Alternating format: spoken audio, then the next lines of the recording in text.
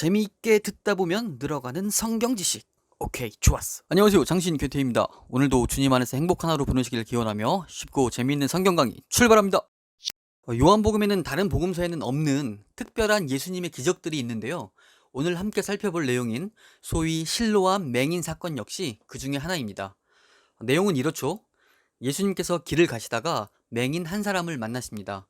그런데 어리석은 제자들이 항상 그렇듯 또 질문을 합니다. 이 사람이 맹인된 것이 누구의 죄입니까? 자기의 죄입니까? 부모의 죄입니까? 이때 예수님께서는 의미심장한 말씀을 하시는데요. 그 사람이 맹인된 것은 누구의 죄 때문이 아니라 하나님의 일을 나타내고자 하심이지 라고 말이죠.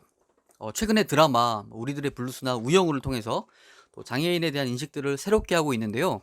생각해보면 성경에서는 오래전부터 이렇게 장애가 있는 분들을 통해서 하나님의 영광을 나타내고 있었구나라는 생각도 새삼 해보게 됩니다. 제자들이야 예수님의 말씀을 잘 이해하지 못했을 테니까 어리둥절했겠죠.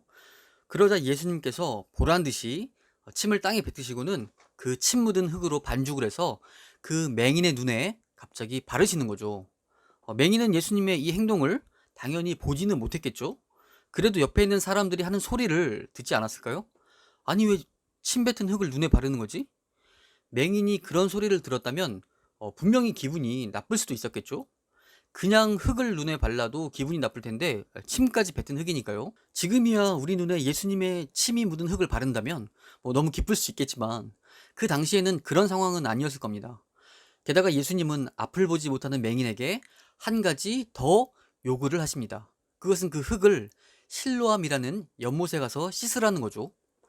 앞도 못 보고 눈에서 침 냄새까지 날 수도 있는 사람에게 가까이에 있는 물도 아니고 왜 굳이 실로암까지 가라고 하셨을까요? 예수님께서는 말씀만으로 사람들의 병을 고치신 일도 허다합니다. 그런데 왜 이 맹인에게는 이런 행동을 하시고 멀리 보내기까지 하셨을까요? 분명한 건 예수님께서는 어떤 행동 하나 허투루 하시는 법이 없으시단 겁니다. 자, 먼저 침을 뱉어 흙을 이기신 일부터 생각을 해볼게요. 이거는 이 날이 어떤 날이었냐가 중요한 포인트인데요. 성경에 보면 이 날이 안식일이었다고 합니다. 그러니까 예수님께서 안식일에 일을 하셨음을 일부러 보여주는 행위인 것인데요. 침을 뱉어서 맹인의 눈에 흙을 바르는 것만큼 또 강한 인상을 주는 것도 없겠죠. 그렇게 예수님은 안식일에 일을 한 사람으로서 당시에 바리새인들에게 찍히게 된 겁니다. 예수님께서 안식일에 일부러 그런 일을 하신 이유는 간단합니다. 메시지를 주기 위해서죠. 어떤 메시지일까요? 언제부터 사람이 안식일을 위해 있었냐? 안식일이 사람을 위해 있는 거지.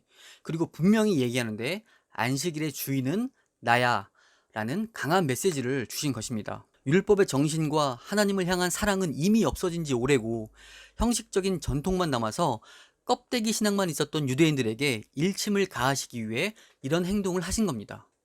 자, 두 번째로 예수님은 맹인을 왜 굳이 실로암까지 보냈을까요?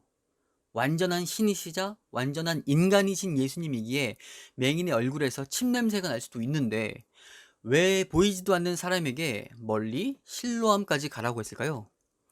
실로암의 뜻이 보냄을 받았다라는 뜻이어서 실로암으로 가라고 한 것은 아닙니다. 더 중요한 것은 이 맹인의 순종입니다. 예수님의 말씀이 짜증이 났다면 놀리시는 거냐고 하면서 굳이 실로암에 가지 않았겠죠. 그러나 맹인은 결국 어떻게든 실로암까지 갔고 마침내 눈을 뜨게 되었습니다.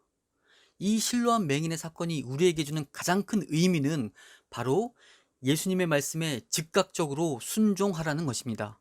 그런 사람에게 예수님의 기적과 복음의 능력이 찾아오는 것입니다. 우리는 예수님의 말씀을 듣고 행하려고 할 때 나의 상황과 처지를 고려하면서 주저하거나 머뭇거릴 때가 있습니다. 그런 우리에게 큰 깨달음을 주는 사건인 것이죠. 맹인은 눈을 뜬 후에 안식일에 일을 하신 예수님 때문에 바리새인들에게 추궁을 당하게 됩니다. 그러나 그는 담대하게 예수님을 그리스도, 나의 주님이라고 분명히 시인합니다.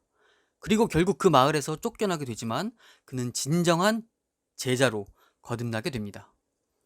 우리는 예수님의 말씀에 얼마나 즉각적으로 순종하고 있는지 또 말씀대로 살려고 노력하고 있는지 생각해 보면 좋겠습니다.